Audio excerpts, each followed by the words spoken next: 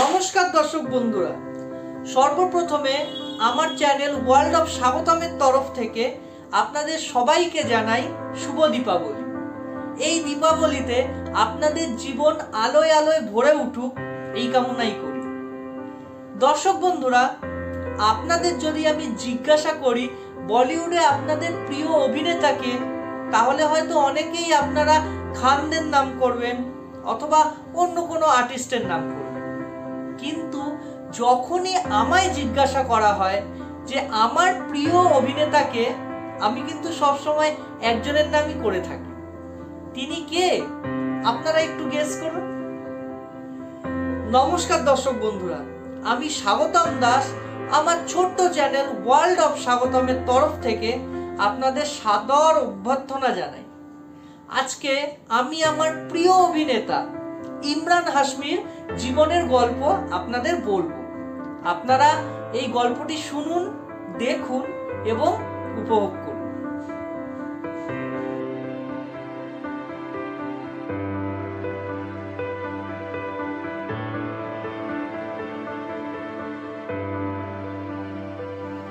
ইমরান হাশমি 1979 সালের 24শে মার্চ মুম্বাইয়ে এক বিত্তশালী শিক্ষিত পরিবারে জন্মগ্রহণ করেছিলেন। ওনার বাবার নাম ছিল আনোয়ার হাশমি এবং মায়ের নাম ছিল মেহরা হাশমি।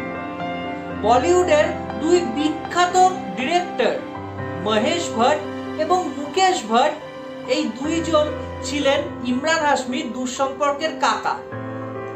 এবং বলিউডের অন্যতম বিখ্যাত ডিরেক্টর মোহিত সুরি ছিল ওনার কাজিন। এবং এই ভাট ব্রাদার্সের হাত ধরেই ইমরান হাশমির বলিউডে প্রথম পথ চলা শুরু হয়েছিল। ইমরান হাশমির প্রাথমিক পড়াশোনা শুরু হয়েছিল মুম্বাইয়ের Mackenzie Cooper education trust school থেকে। সেইখানে তিনি স্কুলের পড়া শেষ করে তিনি ভর্তি হয়েছিলেন সিডেনহ্যাম কলেজে এবং সিডেনহ্যাম কলেজের পরবর্তী সময় তিনি ইউনিভার্সিটি অফ মুম্বাই থেকে বিকম ডিগ্রি লাভ করেছিলেন। ইমরান হাশমির বলিউডে ডেবিউ হয়েছিল বিক্রম ভাটের সিনেমা ফুটপাতের হাত ধরে।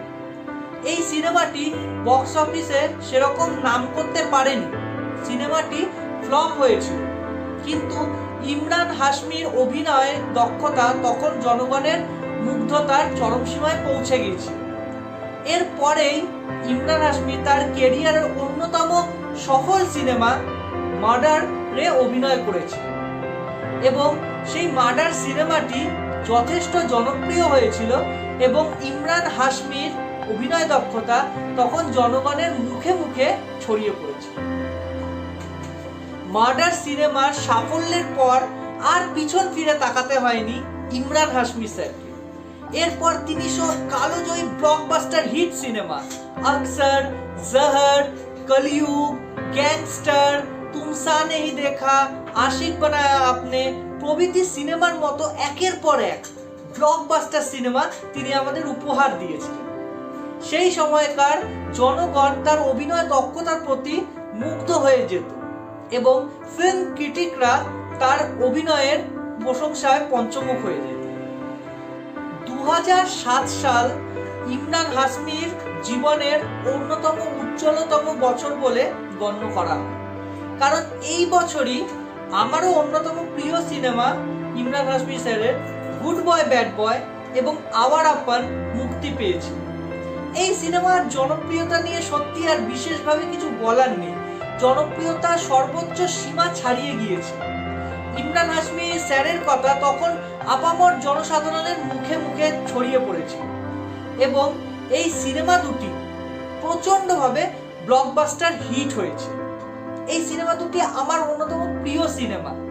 দর্শক বন্ধুরা, এই সিনেমা দুটি আপনাদের কিরকম লাগে কমেন্ট বক্সে কিন্তু অবশ্যই জানান।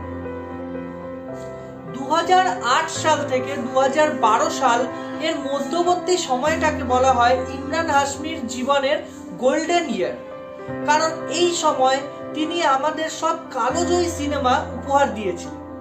সেই সিনেমাগুলির মধ্যে once upon A time in Mumbai, জান্নাত, রাজ দ্য মিস্ট্রি কন্টিনিউয়াস, সাংহাই, তারপর দ্য ডার্টি পিকচার প্রভৃতি সিনেমা উল্লেখযোগ্য।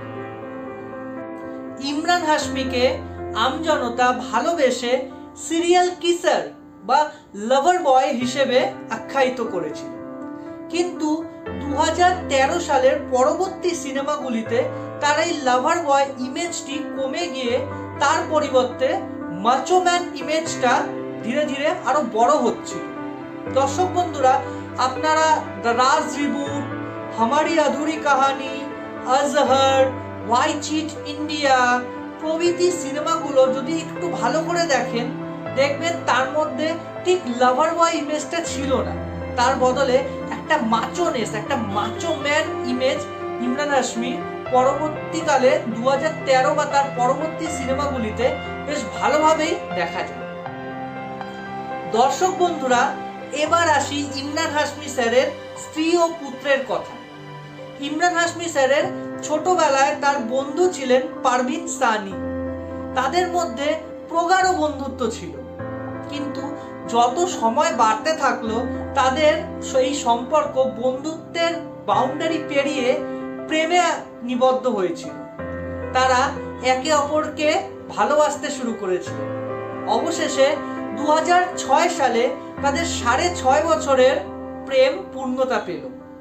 ইমরান হাশমি এবং পারভিন সানি তারা বিবাহ বন্ধনে আবদ্ধ হয়েছিলেন। 2010 সালে তাদের কোল আলো করে জন্ম নিয়েছিল একটি ফুটফুটে পুত্র সন্তান। তাদের পুত্রের নাম হচ্ছে আয়ান হাশমি। রিসেন্টলি নেটফ্লিক্সে একটা সিনেমা মুক্তি পেয়েছে। সিনেমাটির নাম দ্য ব্যাডস অফ বলিউড। সেই সিনেমাটিতে ইমরান হাশমিকে ট্রিবিউট দেওয়া হয়েছে এবং সেই সিনেমায় একটা ডায়লগ বলা হয়েছিল যে আখ্খা বলিউড এক তরফ আর ইমরান হাশমি এক তরফ। কথাটা আমাদের মতো আমজনতা যারা ইমরান হাশমির ডাই হার্ড ফ্যান, তাদের জন্য শতভাগ সত্যি কথা।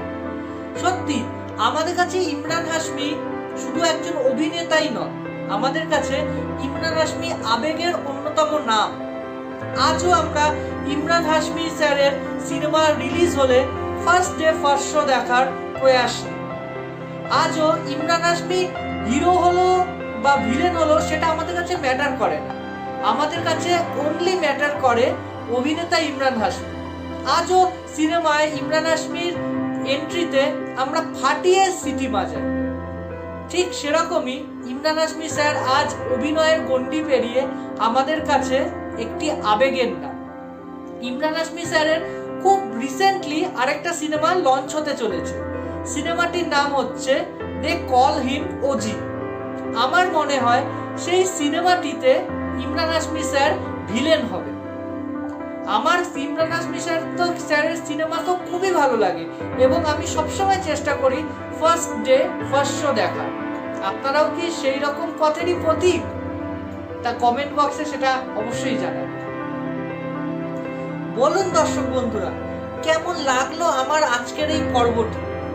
আমার এই পর্বটি যদি আপনাদের ভালো লেগে থাকে তাহলে লাইক, শেয়ার এবং সাবস্ক্রাইব করে দেবেন আমার এই ছোট্ট চ্যানেলটি, এবং সাবস্ক্রিপশন বাটনের পাশে যে ছোট্ট বেল আইকনটি আছে সেটি কিন্তু ক্লিক করতে একদমই ভুলবেন না, যাতে আমাদের সকল পর্বের নোটিফিকেশন আসার সাথে সাথেই আপনাদের কাছে পৌঁছে যায়।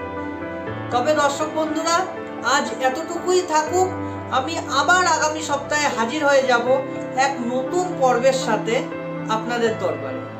ততক্ষণ ভালো থাকবেন, সুস্থ থাকবেন এবং আমাদের সবার এই ছোট্ট চ্যানেল ওয়ার্ল্ড অফ স্বাগতমকে সঙ্গে রাখবেন। তবে দর্শক বন্ধুরা, আজ এতটুকুই থাক। ভালো থাকবেন। নমস্কার।